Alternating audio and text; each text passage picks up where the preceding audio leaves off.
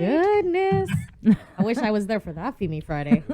Now, Mayor, of course, you are the civic leader for the wonderful village of Sinajana, but you've basically got your pulse over every square inch of Guam. Do you know of any other places that are they're offering like set meals? I think I saw King's had a special, and I'm not sure of anywhere else that I saw that they actually had a full turkey dinner. Usually when I want to crave turkey dinner and it's not a Thanksgiving, you should go to IHOP. So that's kind of my thing to do. Just order the turkey dinner there, and then add some of the sides to it. But it's going to be an interesting Thanksgiving. We're hoping people stay safe and continue to practice, because having only 4 positive cases the other day, that's promising, and let's hope it doesn't shoot up anywhere. Yeah, the reason I was asking is I just thought, with the governor's announcement on Friday and then the new restrictions actually kicking in on Saturday, I would think that, like restaurants would, like jump all over that and just say, hey, leading up to Thursday, here's how you can do business with us. But hopefully we're going to see more of that in the next couple of days. Hopefully. My thing is that, everyone, this is the season for all the Christmas parties now, and having a 25-member Christmas party, that's not fun. So hopefully we can have it outdoors. Down, and then we can have. I know we have the outdoors, but I don't know. Maybe those outdoor companies can now really give a good push to see what you can do outdoors and have a nice Christmas corporate party outside or stuff. So, I love going to those. I love seeing how many people just really put on their holiday spirit. They get themed up and they get all dressed up and they go out. So it was just something to look forward to during the holidays. Yeah. And I guess I've got one final question before Sabrina gets into the real tough stuff. But Mayor, we know, I'll ask you the same question I asked your colleague, Mayor Jesse Alec. We know you're someone who respects tradition, and you have great reverence for the Antigua ways and passing down practices from generation to generation. So in the Hoffman household, where do you guys stand on deep fried turkey? Are you guys thumbs up or thumbs down? It's a thumbs down for us. We don't do that. I was thinking about it. I was actually looking at some of these roasters, but I'm like, man, that's a lot of oil. I'm thinking how much oil costs, and I'm like, in prep, I'm like, I don't think I can do that. I'd rather just leave. I don't want to have to watch it, so I'd rather just put the turkey in, put it with the stuffing, the relleno and everything, and then just have it, relax from there. Go on to do something else. Right. That's cool. The old school is the only school. There you go. Thank you. Thank you. All right, Mayor. I wanted to ask about ARP. When we had Mayor Alec on last week, and we also spoke with Agana Heights Mayor Paul McDonald, and you guys have been waiting for ARP, for ESF, and it got to a point in talking with Mayor McDonald that unfortunately, he only has 2 vehicles. One broke down, and so he had to kind of stop delivering the meals to Manumco and ask public health to step up and do it, since it's their program, and so they did. So do you have any updates on whether or not the Mayor's Council of Guam, the plan, as we understand, the governor may be finally rolling out this ARP plan, possibly tomorrow. Have you heard anything in terms of whether or not the mayors are going to get any money, or have you guys even gotten any money since last week?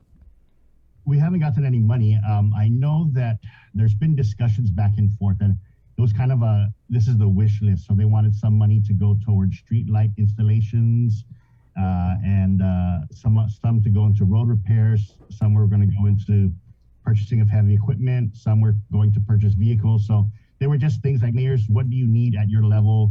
Let us know. So we kind of all contributed to this discussion, I would say, over the course of 2 or 3 months. And so from there, we haven't heard anything, but I know that, they kind of have to run it up the chain to Treasury and everything, making sure it's an allowable cost. Anytime you're dealing with the feds, it's always a lot more stringent than when you're dealing with kind of local money, in a sense, because they require a lot of other things in terms of reporting. So whether they give it to the Mayor's Council, then we have to work on the reporting, or they just do it from the admin side and they do the reporting themselves. That's, I think, some of the discussions that have to take place. As you know, we don't have a lot of admin staff down at Mayor's Council. So when you have an injection of millions of dollars, that's, additional duties that the 2 ladies down there, bless them, who have to do that, the 1 certifying officer, and the fact that we run the adult daycare centers, the senior centers, our 19 mayor's operations, not including the Mayor's Council of Guam operations, that kind of all has to it's just two ladies really typing up purchase orders and doing procurement and doing all the other things. So I think that's a discussion that had to be had is, are we able and capable of taking on this financial responsibility? So they know what we need and we want it. I mean, our offices are ready and willing to do it. I think some of the discussions where if it gives it to us now, will it affect our budget? Or do we have to return some to Treasury? Because I think Treasury's guidelines where it cannot be used for shortfalls or it cannot be used in the first quarter of the new fiscal year. It has some weird discussion like that on some of the things that I've heard. So that's kind of where we were at. We're like, okay, so when can we expect it? So, we're just hoping, it's unfortunate that some of us, we have run ragged the last almost 2 years. It's been hard on our vehicles. It's been hard on our staff. Just trying to figure out where do we go from here. While we lost some of the duties that we normally would do in terms of operations, like running the youth, the gyms and stuff, we've picked up additional duties by doing food and doing senior citizens things and doing all the other things that are doing. So that's kind of where we're trying to figure out our time and our resource management. Mm-hmm. So how much are we talking is the wish list of the Mayor's Council? I've heard figures as low as 7 million. I've heard figures as high as 17 million. I don't know. It's depending what they're willing to fund and where they're going to fund it. So whether we get the street lights itself or to direct, we've contributed to the list. They asked all the mayors, give us your list of where you want lights at and all these other things installed, and we send them up the chain. So there's an existing wish list for some of the items. So whether you go directly to us or go straight to GPA or go from DPW, who is in charge of the streetlights, that's one aspect of, okay, so it'll help us, but not necessarily directly to us. And the same thing with the heavy equipment is to support the Mayor's Council needs. Does it go to us directly or does it go straight to DPW and then assigned to the Mayor's Council on that end? So those are the discussions that we have. Right. So have any other mayors, while you guys have been waiting for some of this ARP money, has anybody else had to kind of like say, hey, wait, I can't do this anymore? I can't, especially not that I'm aware of yet. We do have people that have already, a lot of us are using our personal vehicles for some of these things already. My office included in that end, many of the staff as well. We really shouldn't rely on people's private vehicles. They're stepping up to do it, but I understand if they say we don't want to do it anymore. That's kind of the hard part and the risk we take. But I know villages that are really down. So, the fact that escorts have been really hard to kind of do funeral escorts, the junk removals, all the other things, that picking up the deceased animals on the road and all the other duties that our maintenance have, we kind of, try to figure out how can we support them in getting correct transportation to get to the needs. So in some areas where grass is not cut, it's because the trucks that would haul the lawnmower, the riding mowers and stuff are down. And so, how do we get it to point A to point B? So those are the discussions I've seen back and forth in the mayors and the WhatsApps. And in our, trying to figure out, we really need these things. We have an aging fleet. I know there was a discussion in the legislature when there's leftover money for some other, I think that's the EITC money or some sort of that. Mm-hmm. They were trying to figure out what they can give the mayors, and that, I think that during the budget cycle, as well as this bill, I think it was 195 or 196, a portion of that was actually asked for vehicles, to get vehicles and to do that. So a lot of the vehicles we either end up getting in the Mayor's Council fleet are used vehicles from the Department of Defense or from other agencies, or they're hand-me-downs from other agencies. I think the last time we got 2 actual new vehicles was when it was then Governor Calvo, and we used the recycling revolving fund to support the operations of that, which were the blue trucks and the white trucks that we have.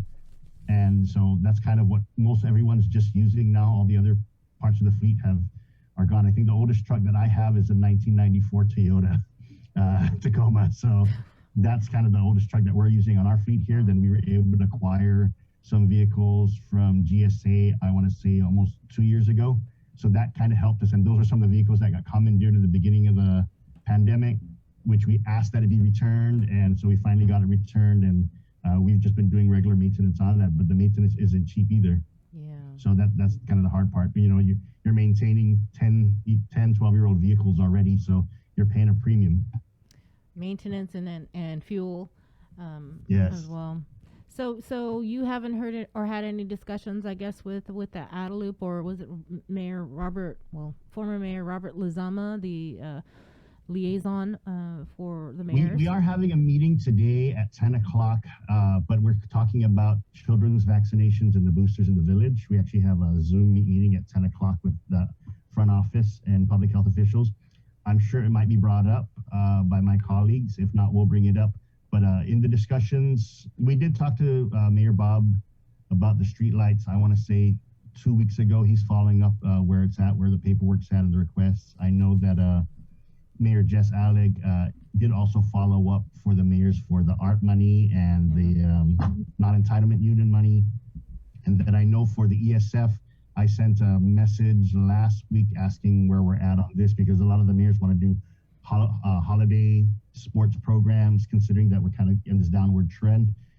And I understand that it was still being routed and reviewed because there's so many agencies and organized non-NGOs and groups that are getting these MOUs that they need to kind of do line by line. So having somebody review 40 or 50 contracts, MOUs, making sure this is what it's used for, this is the accounting mechanism, this is how we're transferring the money, that's all kind of being discussed. So in that MOU, that's why I'm impatient. I wish it was faster, but I also know that's kind of the snail pace that federal government moves, and sometimes the government of Guam moves, in terms of they just don't want to go to end up at a point where they either have to return money or things weren't done correctly. So you kind of have that staff kind of putting that pressure on it. But I know that the ones that want it done are wish it would be done faster. Well, Mayor, you used the word a few moments ago about like maintenance, and I think that's very, very apropos, because as someone who's always been a very hands-on leader, and someone who's been unafraid and even willing to get directly into the foxhole, as it were, like with the troops and everything, how have you been able to maintain the motivation level of staffers, given the like with ARP or the COVID differential funding not having been paid and everything like that, like how do you actually keep them going and say, we've got a job to do, this is our mission, this isn't obviously an optimal situation, but we got to keep going? They've been we've been blessed that, and I think many mayors are blessed, but the workers that we have go above and beyond all the time. They're used to doing something during a typhoon season and not getting compensated with the typhoon pay months or even sometimes a year later. So they're kind of used to it in their work. But what we do, I think, as leaders is we also support their needs when it comes to them making sure they have family time, making sure they have time to decompress and kind of understand and reduce that stress level. So, some of them, whether they're starting to get sick, we have employees that almost tested positive, or have come in close contact many times, that had to take a few days to do this, because that's the nature of their work. And that's the scariness of what they do. Although they're vaccinated, but every time they're out there, suddenly we get a call of, by the way, so-and-so was in contact in this household while they were performing their duties. So they kind of understand the risk and that goes there. So it's giving them time to they get afraid of that. They kind of get the call. They kind of look pale in the eyes and they're like, what do we do? And I said, just take a break, take a few days, go get tested. Then we'll, kind of come back and regroup. So I think that's the support that we give them. We want to get them more equipment. We want to get them better tools to do their jobs. Right now, they're everyone's making do with what they have. And a lot of them are using their own personal tools for different jobs and stuff like that. And, I would say we're at war with the COVID, and they're bringing everything they can to the war, and they want to defeat it. They want to go back to the normal lifestyle. They want to be able to barbecue and be with their friends and family. So I think as a leader, you just got to support their family time. And when they need downtime, it's really consider how we can stagger their schedule so they can get enough time to kind of decompress. Mm-hmm. So then, Mayor, when's the last time employees got their COVID differential pay? Good question. I think the last time was when you did report it, when they did get it. I want to say, actually, let me find out. I have a staffer here who probably would know. I'm going to just go real quick on. That's a while ago. This is why it's beautiful to do things with Zoom. It's like, hang on, let me check mute. Can you pull that up? We believe it was August. August. Okay. And I think Mayor Alex said it is something somewhat consistent to that, maybe like 4 or 5 months, right? Mm-hmm. Yeah, he was. Yeah. Last time we talked to him, he was saying something like that.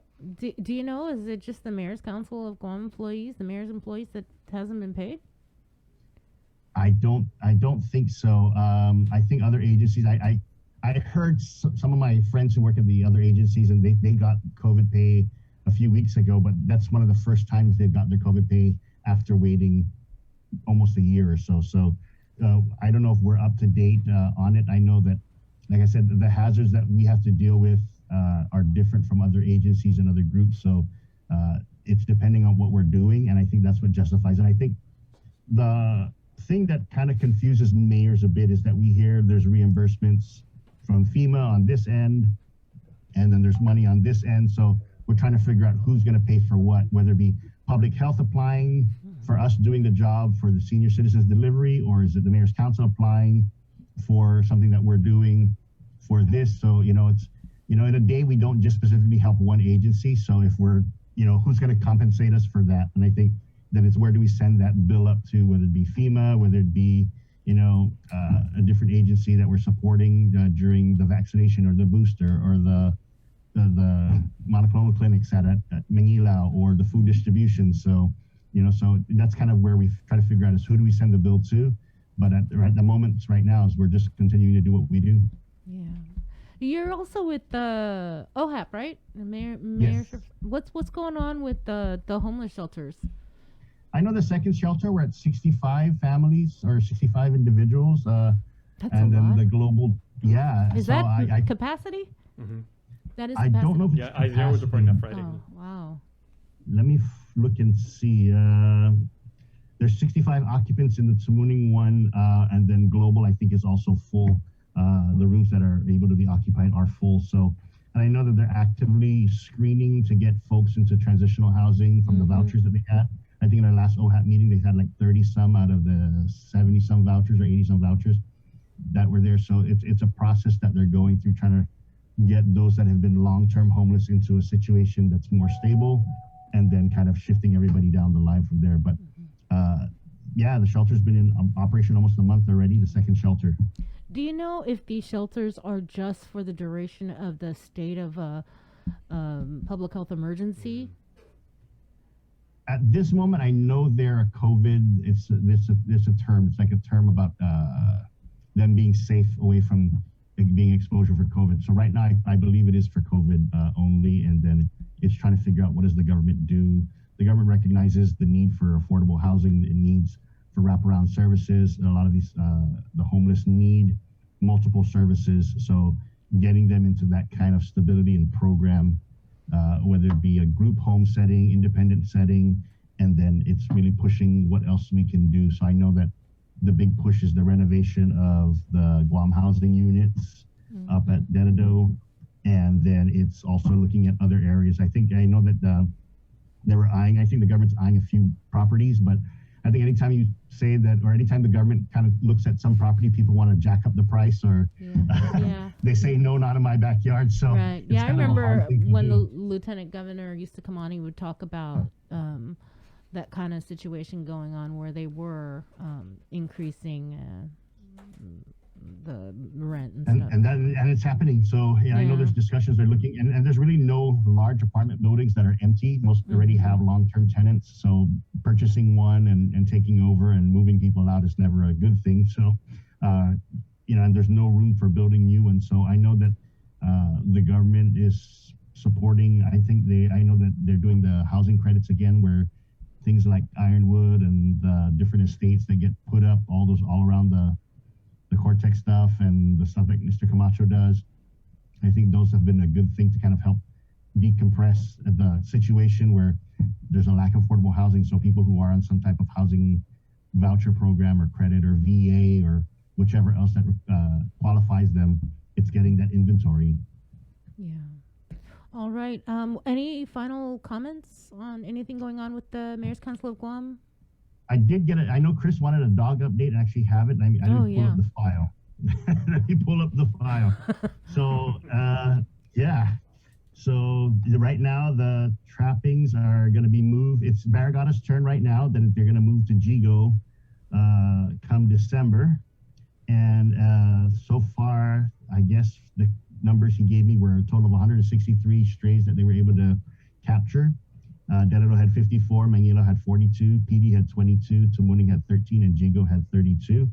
And so they're continuing to kind of they're just going out there and trying what they can. I know that now that we're removing the stray dogs, a lot of the discussion we've had is we're actually having problems with the pigs. The pigs are coming out because the dogs are no longer there to scare them away. So the pigs are the ones moving the trash cans, and I'm like, wow. So I'm getting a lot more requests for pig traps, and a lot of the mayors are too. We're like, this is gonna be never ending for us. Where do you put those dogs, the stray dogs? Are they to gain, and then sometimes along the way, people want to either get them or they come back and they take them and say these are mine, and they leash and they follow the rules. So that's kind of they're like, that's mine, I'll tie it up, and then we kind of do our due diligence, and they do. So sometimes the dogs that escape. I mean, dogs don't like to be tied up or bound, so sometimes they really do just run away, and then we find out that they does belong to the owner, and they're super friendly, so those that get returned. But from what I understand, the figures are from September, October, and then Barragana's still doing it right now, and they're going to move to Jigo. All right. Thanks a lot, Mayor. Your Thanksgiving message to the community? We're thankful for really everyone who's been on the front line for this past year and a half. I know it gets stressful, but happy Thanksgiving to you, and we wish you the best in the holiday season. And thank you so much, KM. I know you guys have been doing great on the Giving Tuesday and all the other the charity stuff. I saw Vice Mayor Delgado's and a few other angels. I was like, I know they asked me to do it. I'm sorry I didn't make it, but I appreciate that. And just this holiday season. You may have 2 or 3 things on your plate right now. Just like. Thank you. I appreciate that. And Sinajana is having a home decorating contest, so please visit our office, and the winner can get $750. Ooh. So put up those lights.